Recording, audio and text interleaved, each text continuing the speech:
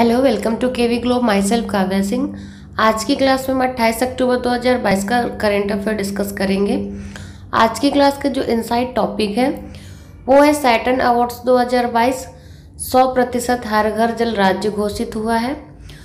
और फिर प्रेस्की में सर्वश्रेष्ठ भारतीय फिल्म कौन सी घोषित की गई है। दुनिया के सबसे गंदे आदमी का निधन कौन है ये। जिला सैनिक बोर्ड की स्थापना को मंजूरी।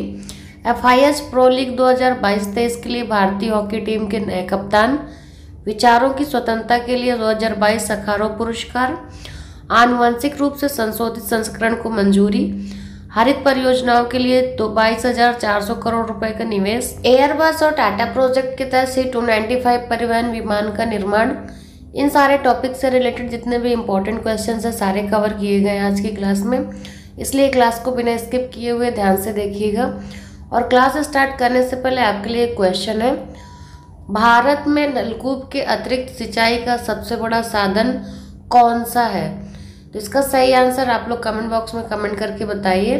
क्लास के एंड में सही आंसर मैं आपको बताऊंगी। स्टार्ट करते हैं आज की क्वेश्चंस।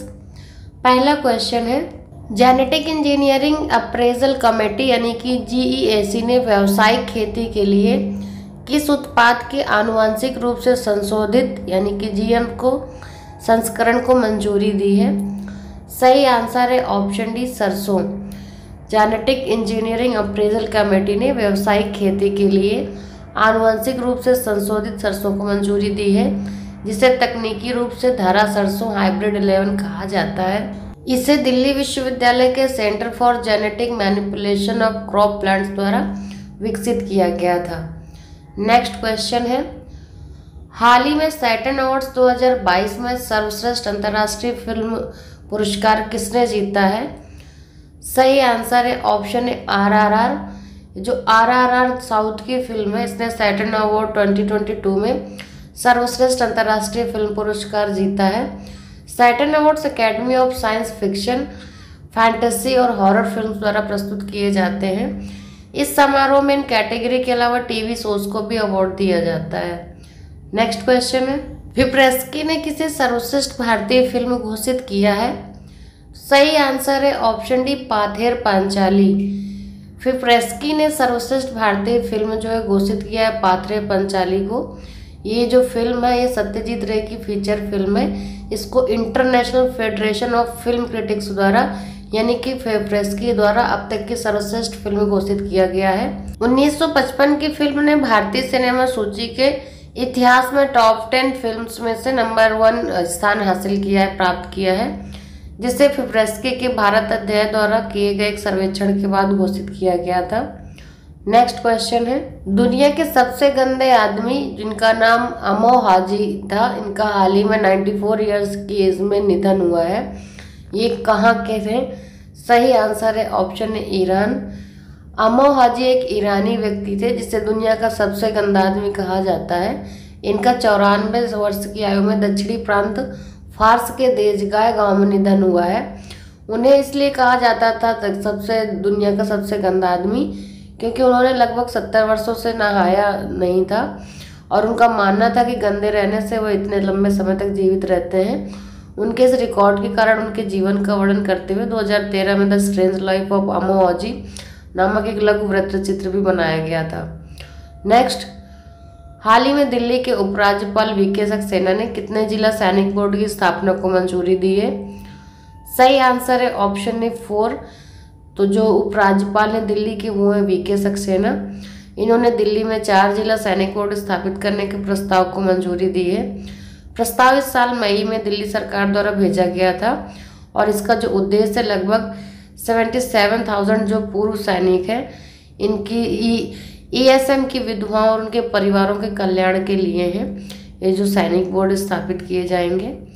नेक्स्ट क्वेश्चन है, हाल ही में जंक्शन ग्रीन कंपनी किस राज्य में हरित परियोजनाओं के लिए 22,400 करोड़ रुपए का निवेश करेगी। सही आंसर है option B, Rajasthan. Junction green company Rajasthan में हरित परियोजनाओं के लिए 22,400 करोड़ रुपए का निवेश करेगी। नेक्स्ट क्वेश्चन है, विचारों की स्वतंत्रता के लिए 2022 सखारोव पुरस्कार से किसे सम्मानित किया गया है। तो इसका सही आंसर है ऑप्शन डी, यूक्रेन के लोगों को। यूक्रेन के लोगों को यूरोपीय संसद द्वारा विचार की स्वतंत्रता के लिए अपने वार्षिक सखारोव पुरस्कार 2022 से सम्मानित किया गया है। ये पुरस्कार रूस के आक्रमण के खिलाफ उनकी लड़ाई का सम्मान करने के लिए दिया जाता है। यूक्रेनी लोगों को उनके लोकतंत्र, स्वतंत्रता और कानून के शासन की रक्षा के लिए सम्मानित किया गया है। नेक्स्ट, एयरबस और टाटा प्रोजेक्ट के तहत C295 परिवहन विमान का निर्माण भारत के किस राज्य में किया जाएगा? सही आंसर है ऑप्शन है गुजरात। यह अपनी तरह की पहली परियोजना है जिसमें एक निजी कंपनी द्वारा भारत में एक सैन्य विमान का निर्माण किया जाएगा। परियोजना की जो कुल लागत है वो 21,935 करोड़ रुपए है। विमान का उपयोग नागरिक उद्देश्यों के लिए भी किया जा सकता है। मेक इन इंडिया और घरेलू विमान निर्माण को बढ़ावा देने के लिए पीएम मोदी भारतीय वायुसेना के लिए एक परिवहन विमान निर्माण परियोजना की आधारशिला रखेंगे और ये 30 अक्टूबर को गुजरात में रखेंगे, गुजरात के वडोदरा में। नेक्स्ट क्वेश्चन है, FIH प्रो लीग 2022-23 के लिए भारतीय हॉकी टीम के कप्तान कौन बनाए गए हैं? इसका सही आंसर है ऑप्शन है हरमनप्रीत सिंह। हरमनप्रीत सिंह को अंतर्राष्ट्रीय हॉकी महासंघ प्रो लीग के चौथे सत्र के शुरुआती खेलों के लिए 22 सदस्यीय भारतीय हॉकी टीम का कप्तान बनाया गया है। भारत 28 अक्टूबर को न्यूजीलैंड के खिलाफ अपने अभियान की शुरुआत करेगा और 30 अक्टूबर को स्पेन के साथ खेलेगा। मनप्रीत सिंह प्रो लीग के पहले चरण में हरमनप्रीत उप कप्तान होंगे, यानी कि जो मनप्रीत सिंह है वो प्रो लीग के पहले चरण में उप कप्तान होंगे और जो हरमनप्रीत हैं ये जो है कप्तान होंगे। नेक्स्ट क्वेश्चन है, हाल ही में किस राज्य को 100% हर घर जल राज्य घोषित किया गया है? तो अभी हाल ही में जो स्टेट ये जो घोषित किया गया है राज्य, ये है गुजरात। सही आंसर हो जाएगा ऑप्शन सी। गुजरात को 100% हर घर जल घोषित किया गया है। भारत में स्कूलों और आंगनवाड़ी केंद्रों में नल का स्वच्छ जल उपलब्ध कराकर बच्चों के स्वास्थ्य और कल्याण को सुनिश्चित करने के लिए पीएम मोदी ने 100 दिनों के लिए अभियान की घोषणा की थी। जल जीवन मिशन का जो आदर्श वाक्य है वो कोई भी छूटा नहीं है। इसका लक्ष्य हर घर को उसकी सामाजिक आर्थिक स्थिति को मजबूत करना है। क्लास अच्छी लग रही हो तो क्लास को ज़्यादा से ज़्यादा शेयर करना मत भूलिएगा। क्लास के स्टार्टिंग में आपसे क्वेश्चन पूछा था, भारत में नलकूप के अतिरिक्त सिंचाई का सबसे बड़ा साधन कौन सा है? तो इसका सही आंसर है ऑप्शन है नहरें। भारत में नलकूप के अलावा अगर सिंचाई सबसे ज़्यादा होती है तो वो नहरों से होती है। भारत में कुल कृषि योग्य भूमि 160 मिलियन हेक्टेयर है। इसका केवल 47.7% ही क्षेत्र सिंचित है। भूमिगत जल, नहरें और तालाब सिंचाई का प्रमुख साधन है, पर भारतीय कृषि मुख्यतः मानसून पर ही निर्भर करती है। कल की क्लास में आपसे क्वेश्चन पूछा था कि हाल ही में बंगाल की खाड़ी में आए चक्रवाती तूफान सित्रांग को किस देश ने नाम दिया है?